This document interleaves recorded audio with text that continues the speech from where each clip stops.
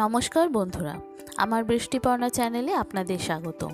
আজ আমি চলে এসেছি খুবই সাধারণ একটা রেসিপি, কাদা চিংড়ির ভর্তা।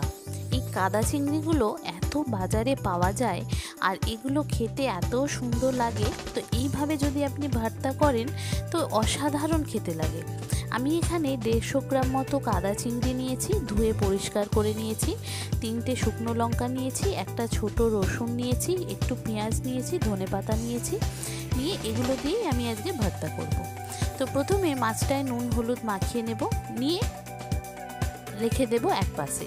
আর এখানে রসুনটা আমার ছাড়ানো হয়নি, রসুনটা আমি একটু ছাড়িয়ে নেব তাড়াতাড়ি করে। ছাড়িয়ে নিয়ে এবার ওদিকে কড়া আমি গ্যাসের মধ্যে বসিয়ে দিয়েছি। কড়াইতে সর্ষের তেলও একটু দিয়ে দিয়েছি। দেখুন রসুন ছাড়ানো আমার হয়ে গেছে। এবার কড়াইতে সর্ষের তেল দিয়ে দিয়েছি, তাতে আগে প্রথমে শুকনো লঙ্কা যে 3টে দিয়েছি সেই শুকনো লঙ্কাগুলো ভালো করে ভেজে তুলে নেব। তারপরে তুলে নেওয়ার পর ওই তেলেতেই যে রসুনগুলো নিয়েছি সেই রসুনগুলোও ভালো করে লাল লাল করে ভেজে তুলে নেব। এই ভর্তাটা এত সুন্দর খেতে লাগে গরম ভাতে, এটা দিয়েই পুরো ভাত খাওয়া হয়ে যাবে, এত সুন্দর খেতে হয়। আগে না খেয়ে থাকলে এইভাবে একবার এই রকম কাদা চিংড়ির ভর্তা তৈরি করে নিতে পারেন। আমরা কাদা চিংড়ির মাখা বলি, এখন সবাই ভর্তা বলে বলে আজকে আমি ভর্তাই বলছি।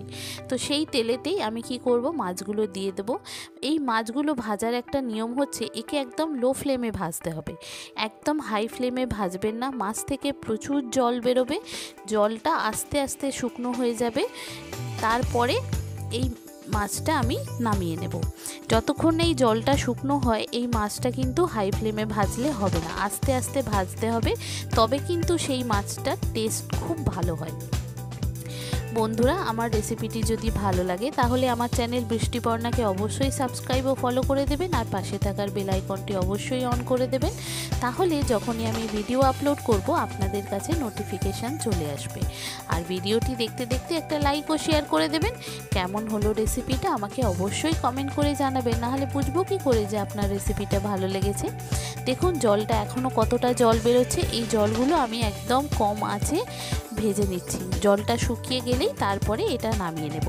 আর এটা আমি যে বাটবো, এটা আপনি মিক্সির জারেতেও বাটতে পারেন, আবার শিলে বাটলে এর টেস্টটা কিন্তু দ্বিগুণ হয়ে যায়। তো সেই জন্য আমি আজকে শিলটাকে বার করেছি, বার করে অনেক ধুয়ে পরিষ্কার করে নিয়েছি, কেন শিলের কাজ তো আর হয় না, সেই তোলাই থাকে, আর এই মাঝে সাঝে একবার আধবার বেরোয়। তো শিলটাকে ভালো করে ধুয়ে পরিষ্কার করে নিয়েছি। আমার এখানে দেখুন মাছের জলটা একদম শুকিয়ে গেছে, এবার আমার হয়ে গেছে।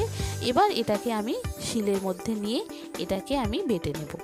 এত সুন্দর খেতে হয় এই কাঁচা চিংড়ি, মানে কাদা চিংড়ি বা গুঁড়ো চিংড়ি বলেন বা সাদা চিংড়ি বলেন, অনেকে অনেক রকমভাবে বলে। তো এইভাবে একবার ভর্তাটা করে খেয়ে দেখতে পারেন, খুব সুন্দর খেতে হয়। দেখেছেন জলটা একদম শুকিয়ে গেছে। এবার এটাকে আমি শিলের মধ্যে নিয়ে নেব, নিয়ে গরম একদম আছে, একটু ঠান্ডা হলে তারপরে এটাকে শিলের থেকে বেটে নেব। খুব সুন্দর খেতে হয়। আর এটা মিক্সির জারেতেও আপনারা করতে পারেন, কিন্তু এটা অল্প তো, আর মিক্সির জার অত বড়তে আমার অত ছোটোতে হবে না, সেই কারণে আমি শিলেও বেটে নিলাম। এটা একদম নিয়ে নেব। আর ওখানে যে শুকনো লঙ্কাটা ভেজে রেখেছিলাম ওইটা নেব, আর যে রসুনটা ভেজে নিয়েছিলাম সেই রসুনটা এর মধ্যে দিয়ে দেব, দিয়ে এটাকে ভালো করে বেটে নেব একদম মিহি করে। দারুণ খেতে লাগে এইভাবে যদি আপনি ভর্তাটা তৈরি করতে পারেন। দেখুন একটু টাইম লাগবে শিলেতে বাটলে, কিন্তু খুব সুন্দর খেতে হয়, এত সুন্দর খেতে হয়। আর এটা একদম মাছটা একদম ভাজা হয়েছে, মানে একদম মরমরে হয়নি, কিন্তু মাছটা একটু নরম নরম আছে। আপনাকে তো খুন্তি দিয়ে হাতে দেখালাম যে এই পর্যায়ে জলটা জাস্ট শুকনো হবে সেই রকম। এবার এটা এই শিলে বেটে নেব, নিয়ে জাস্ট অসাধারণ লাগে খেতে।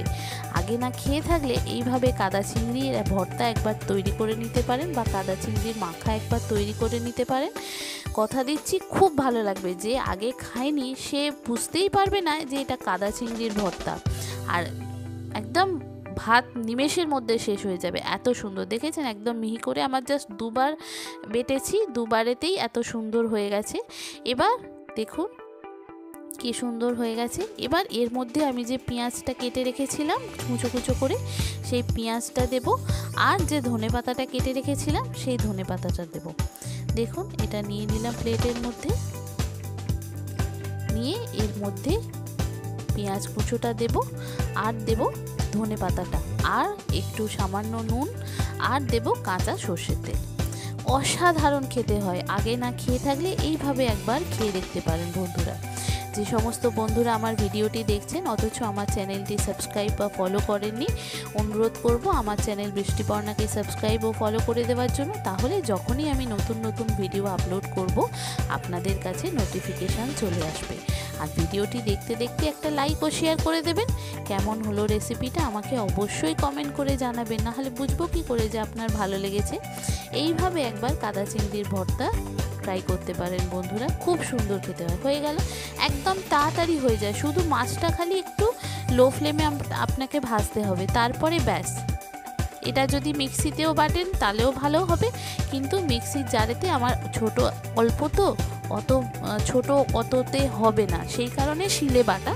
আর শিলে বাটলে তো দারুণ সুন্দর খেতে হয়, খুব সুন্দর খেতে হয়। কেমন হলো রেসিপিটা আমাকে অবশ্যই জানাবেন বন্ধুরা। ভালো লাগলে একটা লাইক ও শেয়ার করে দেবেন। দেখেছেন কাদা চিংড়ির ভর্তা, বুঝতে পারবেন যে এটা কাদা চিংড়ি।